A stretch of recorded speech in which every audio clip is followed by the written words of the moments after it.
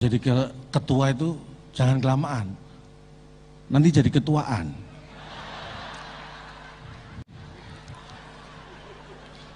Dan saya juga menggarisbawahi yang disampaikan Bapak Presiden. Kalau nanti ulang tahun ke-17 ngundang saya, itu menunjukkan bahwa Hanura itu konsisten. Kita akan lihat sekonsisten apakah Hanura.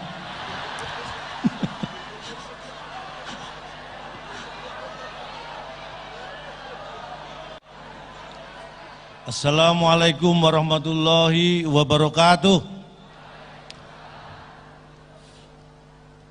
Yang terhormat Presiden Republik Indonesia Bapak Joko Widodo, Wakil Presiden Republik Indonesia Bapak Kiai Haji Ma'ruf Amin, Ketua Umum DPP Hanura Bapak Usman Sabta, dan mohon maaf Bapak dan Ibu-Ibu, saya tidak bisa menyapa satu persatu karena keterbatasan waktu. Jadi saya beri kesempatan untuk Bapak-Bapak, Ibu-Ibu secara serentak menyapa saya. Untuk menghemat waktu, Bapak Ibu ya. Saya akan mengikuti yel-yel dari Hanura. Bangkit! Jaya! Menang! Luar biasa. Saya mengucapkan selamat ulang tahun yang ke-16 untuk Hanura, membangun Indonesia dengan hati nurani. Di kesempatan yang berbahagia ini saya juga akan mengucapkan ulang tahun yang sekalian yang ke-17 Pak Oso. Karena takutnya nanti ulang tahun ke-17 tidak sempat mengundang saya. Jadi saya ucapkan sekalian. Tapi kalau ini sudah saya ucapkan masih tidak mengundang juga, ya kebangetan.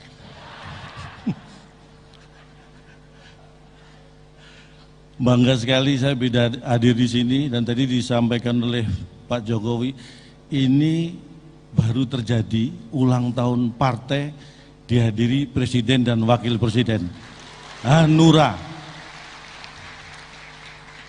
Kalau acara-acara biasanya Presiden, Wakil Presiden hadir bersamaan dalam bentuk foto. Di setiap acara pasti ada foto beliau. Tapi ini beliau secara fisik hadir, ini luar biasa. Tepuk tangan sekali lagi buat Hanura. Dan yang jelas, beberapa bulan terakhir saya ketemu dengan Bapak Presiden di 2 ulang tahun partai, Pak ya. Dan berdasarkan data sementara dari KPU, berarti tahun depan kita punya kesempatan bertemu 17 kali Pak Jokowi. Itu pun dengan catatan Bapak berkenan hadir di ulang tahun partai. Karena berdasarkan pengalaman kan ada yang nggak hadir beliau kan.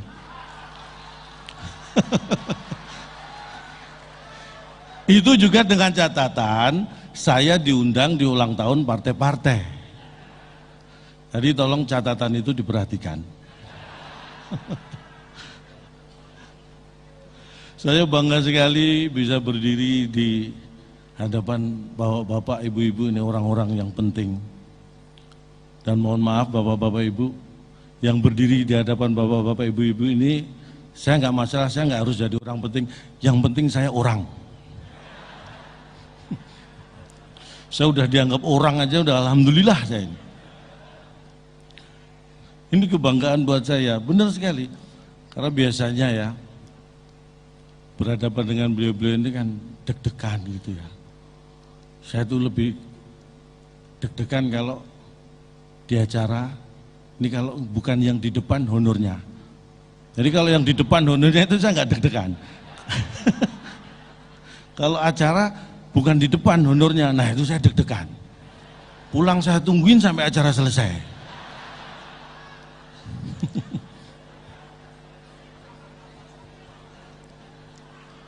Tapi ini hanya bercanda, saya bercanda karena saya seperti disampaikan Pak Jokowi, orang partai itu orang pintar.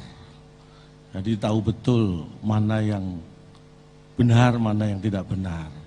Jangan sedikit-sedikit seperti tadi beliau sampaikan menyalahkan istana, menyalahkan presiden. Saya memahami, setelah reformasi Pak, banyak partai berdiri. Setelah saya amati, kenapa banyak partai berdiri? Karena banyak anggota partai atau kader partai yang tidak kebagian tempat duduk. Sehingga berdirilah partai-partai baru. Prinsipnya sama. Coba kalau kebagian tempat duduk mungkin nggak akan ada partai baru. Karena nggak kebagian tempat duduk, lahirlah partai baru. Tapi tidak masalah karena itu memang demokrasi seperti itu. Tapi yang terpenting adalah mendirikan partai itu untuk memikirkan rakyat. Itu yang terpenting. Jangan sampai mendirikan partai malah meminta rakyat mikirin partainya. Mendirikan partai malah minta rakyat untuk menyumbang. Nah, itu yang repot. Jangan sampai membebani rakyat. Justru partailah yang harus mengurangi beban rakyat. Tepuk tangan buat saya. Ini kebanggaan yang luar biasa. Karena ini tidak main-main ya. Saya kira saya banyak ditanya Pak di luar sana. Calon dong apa nggak pernah ditawari partai gitu. Ini baru saya buka di sini Pak. Di tempat lain udah sering, di sini baru ini. Banyak partai yang telepon saya. Partai-partai itu ada yang nawarin jadi kader. Telepon saya ditawari jadi caleg. Telepon saya jadi wali kota, wakil wali kota, jadi bupati. Saya tunggu follow up. Akhirnya saya telepon balik. Ini jadi enggak?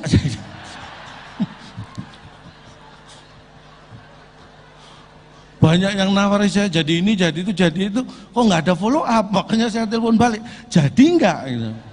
Makanya ini tahun politik, hati-hati, karena nanti banyak akan ada calon jadi, lebih banyak lagi calon jadi-jadian.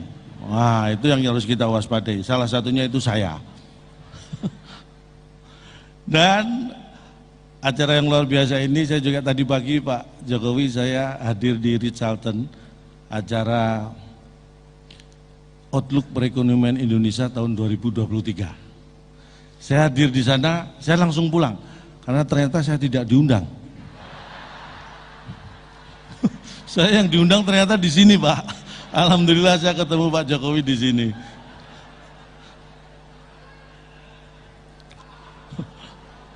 Saya baru sadar setelah hadir, oh ternyata saya nggak diundang. Daripada nunggu saya diusir, mending saya pamit duluan gitu kan. Tapi makanya saya gitu, tahun 2013-2015 Indonesia itu masuk di top 5 fragile, artinya 5 negara yang rentan terpuruk ekonominya karena resesi.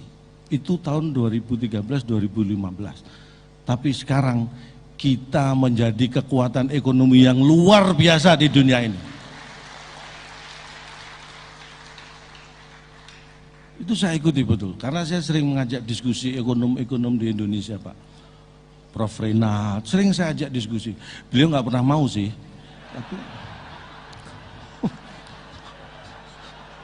Tapi saya semangat ngajak gitu. Saya mengikuti apa yang disampaikan Pak Jokowi bahwa pelaku ekonomi kita itu 99%-nya adalah UMKM. Itulah yang punya peran besar membuat kita bisa bertahan di masa pandemi. Kekuatan UMKM, makanya kita dukung penguatan UMKM itu. Makanya saya sebagai warga saya ikuti itu Pak. Istri saya terus terang punya ide dan saya dukung.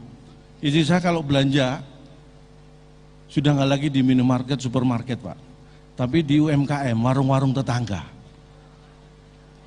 Bener, itu yang saya dukung. Karena kalau dengan uang yang sama belanja di supermarket, minimarket, dapatnya malah nggak banyak.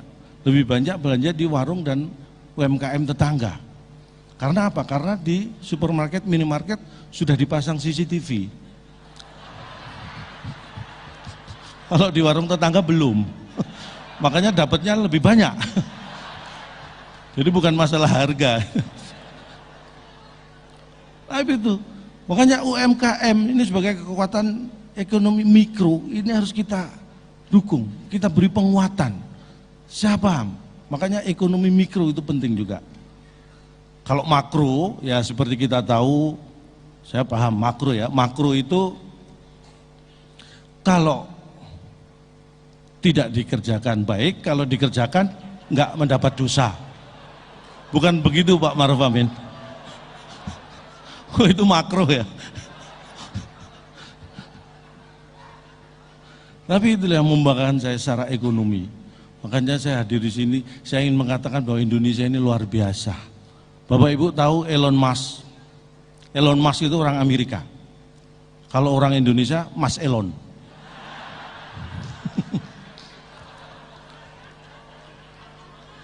Elon Musk itu mengeluarkan triliunan, mungkin ratusan triliun bisa itu keluar, bahkan mungkin ribuan triliun untuk menguasai Mars. Indonesia ini hebat, setiap partai punya Mars dan juga punya himne. Elon Musk puluhan triliun Pak Jokowi dikeluarkan untuk menguasai Mars. Indonesia itu semua partai punya Mars. Contohnya nih Mars Hanura, Mars Hanura dan Mars Hanura. Kalau partai lain ingin saya sebutkan Marsnya, masih punya kesempatan ngundang saya saat ulang tahun ya. Indonesia luar biasa. Amerika tahun 69 punya seseorang astronot namanya Neil Armstrong, mendarat di bulan. Seluruh dunia diberitahu, Amerika itu lebay.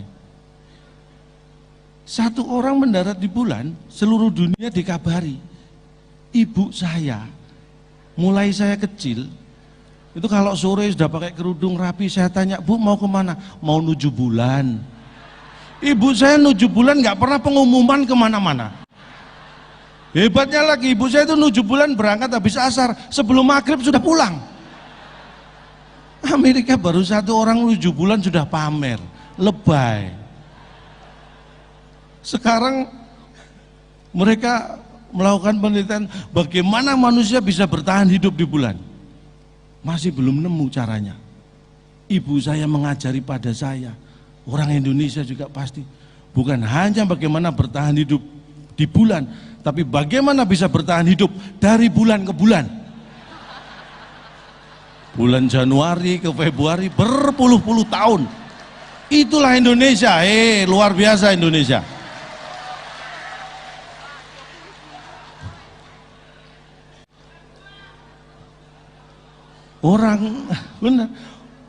Orang di dunia ini masih bingung bagaimana hidup di bulan. Orang Indonesia belanja aja biasa di matahari. Kalau bukan orang Indonesia mana? Itulah. Makanya saya itu bangga menjadi orang Indonesia. Luar biasa Indonesia ini. Dan seperti yang disampaikan Ketua Umum DPP Hanura, Pak Oso, saya mengikuti banget ya, bahwa ingat kader-kader Hanura, jangan sampai mengkhianati bangsa ini. Betul Pak ya? Pancasila itu sudah final untuk Hanura. Makanya jangan sampai ada kader yang mengkhianati bangsa ini. Makanya mekanisme partai kalau saya lihat ada DPC, ada DPD, ada DPP. Makanya jangan mengkhianati bangsa ini. Kader cukup sampai DPP. Jangan sampai ada kader DPO. Ingat itu. Itu berarti mengkhianati bangsa.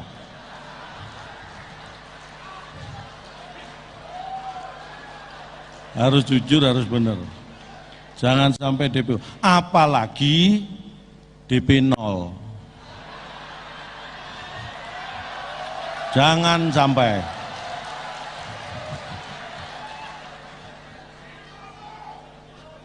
Bagaimana saya melihat Piala Dunia baru selesai tahun 2002 di Qatar. Saya melihat ada banyak persamaan antara Hanura dan sang juara dunia Argentina. Ya kan? Hanura punya Messi dengan nomor punggung 10. Hanura peserta pemilu dengan nomor urut 10. Ada kesamaan. Ada kesamaan. Argentina kita tahu di penyisihan grup kalah dari Arab Saudi, tapi dengan perjuangan yang keras dan konsisten tadi disampaikan. itu bisa menjadi juara, melewati tahap-tahap berikutnya. Kesamanya apa dengan Hanura? Nah ini, Argentina berjuang tidak kenal putus asa.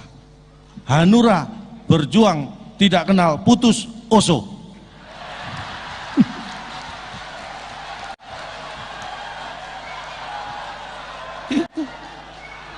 Itu kesamaan yang tidak kebetulan. Siapa yang menyangka Hanura mendapat nomor urut 10 sama dengan nomor punggung Messi, ya kan? Dan ada kesamaan antara Pak Osman Sabta dengan Lionel Messi. Serius. Pak Osman Sabta dan Lionel Messi itu sama-sama bukan Pak Jokowi. Itu kesamaan yang luar biasa.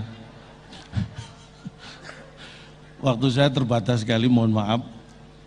Tapi itu yang ingin saya sampaikan, karena tadi Pak Oso juga menyampaikan bahwa yang terpenting bahwa beliau siap, bahwa kepemimpinan di Partai Hanura ini beliau siap untuk memberikan kepada kader-kader generasi muda dan milenial. Luar biasa. Tapi benar Pak Osman Sabta, kalau jadi ketua itu jangan kelamaan, nanti jadi ketuaan.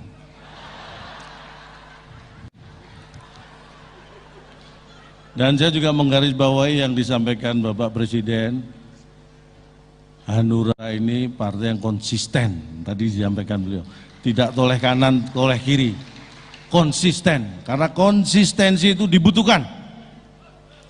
Untuk itu, kalau nanti ulang tahun ke-17 ngundang saya, itu menunjukkan bahwa Hanura itu konsisten. Kita akan lihat sekonsisten apakah Hanura.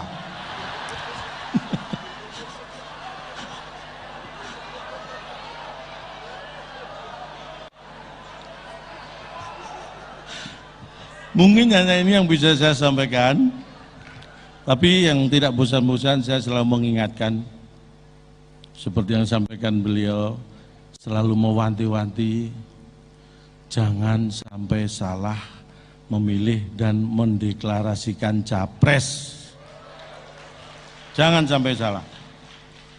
Takutnya capres yang kita deklarasikan ternyata cuma caper, alias orang yang cuma cari perhatian.